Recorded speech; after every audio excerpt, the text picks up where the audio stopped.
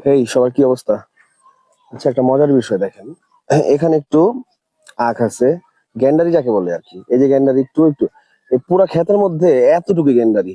এখন একজনকে জিজ্ঞেস করলাম, মানে আমার বউকে জিজ্ঞেস করছি, এগুলা মানে এতটুকু বোনার কারণ কি? বলে খাওয়ার জন্য, জাস্ট খাওয়ার জন্য তারা এতটুক বুনছে আর কি। তো আমরা যারা ঢাকায় থাকি তারা কি করি, মানে কিছু মন চাইলেই কিনে খাই। আর ওইটা হাইব্রিড থাকে না কি থাকে কারো বোঝার ক্ষমতা নাই, খাই। আর গ্রামে কি করে, মানুষের চাহিদা মেটানোর জন্য তারা প্রায় 1.5 থেকে 2-3 মাস আগে থেকে তারা কিছু একটা বুনে আর কি, রোপণ করে। তো ওইটাই তারা চাহিদা মেটায় ওইটা দিয়ে।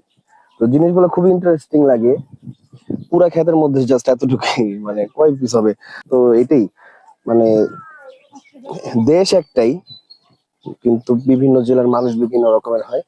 আর প্রত্যেকটা মানুষই ভালো হয়, আর ভালোর মধ্যে খারাপ থাকবে, এটা স্বাভাবিক। তো এতটুকুই, ধন্যবাদ।